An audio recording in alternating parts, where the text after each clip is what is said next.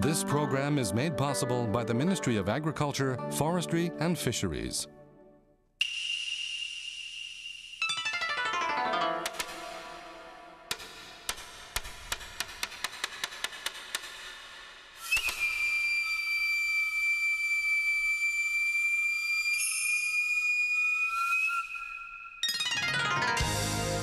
Delicious Nippon, Japanese food and culture. 4 distinct seasons and blessings from the forest and sea are part of nature in Japan. Today, we'll introduce the well-balanced Japanese menu and meal style.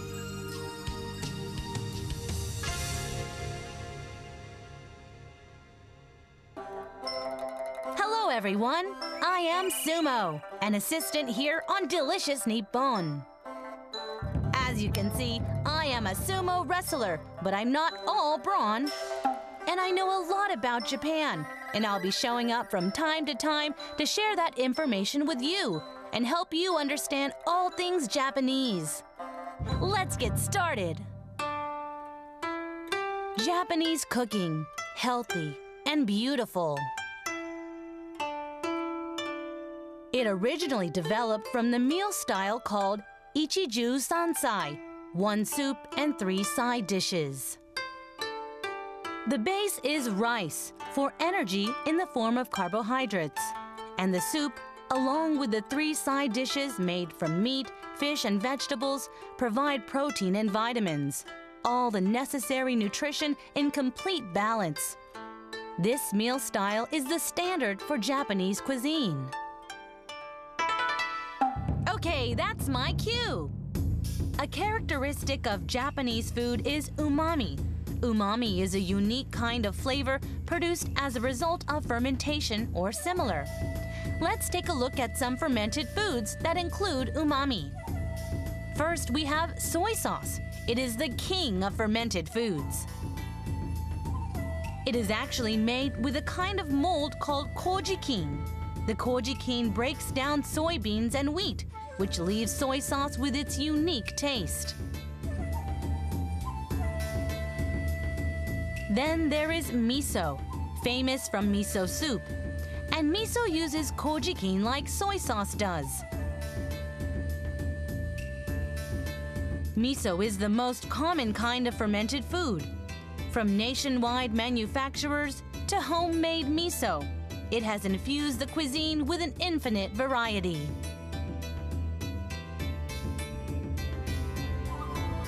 Something else indispensable to Japanese cuisine is katsuobushi, or dried bonito flakes.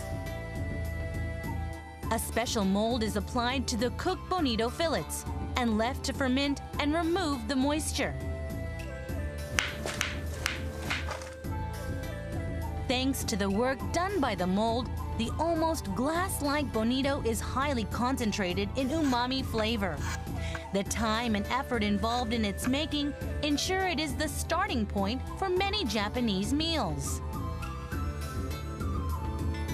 There is also mirin, a kind of umami flavoring not found in other countries.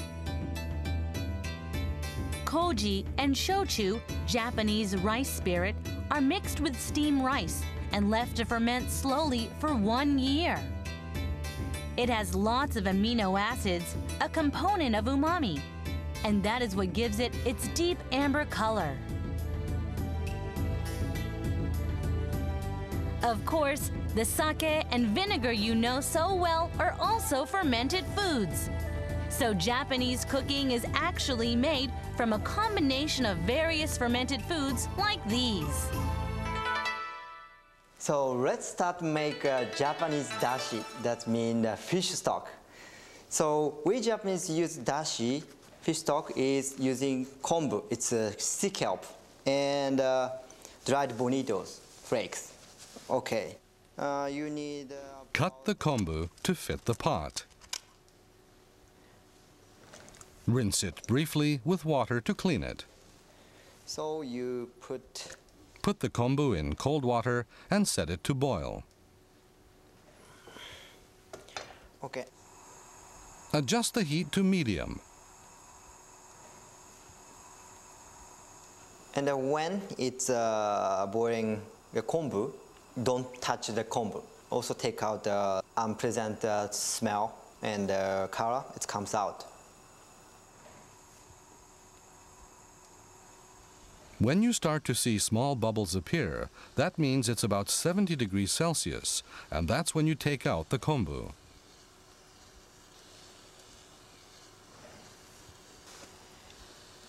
After taking out the kombu, turn up the heat and bring to a boil before adding the katsuobushi. After it boils, turn the heat off for a moment and add the bonito flakes.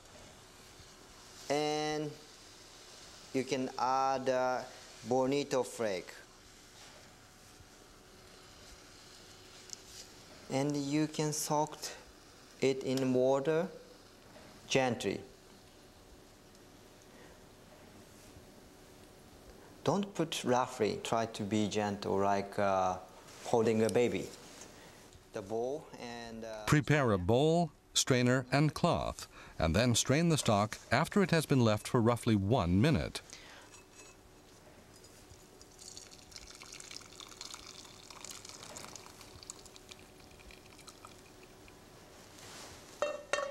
And squeeze it. The trick is to hold and twist the 4 sides of the cloth firmly. Okay. So if you get like this golden and amber the color dashi, you made success. And this is the quickest soup stock in the world.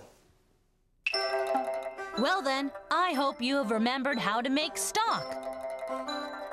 What? What should you do if you can't get bonito flakes or kombu? Never fear! Because if you can't find any, nowadays they sell pre-made stock in powdered form at supermarkets. Just dissolve some in hot water. A simple way to get the flavor. Try it for yourself.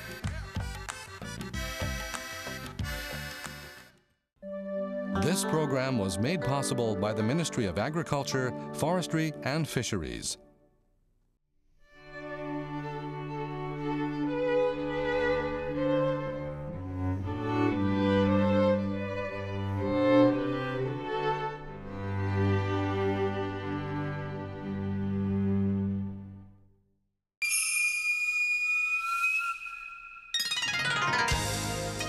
Delicious Nippon, Japanese food and culture.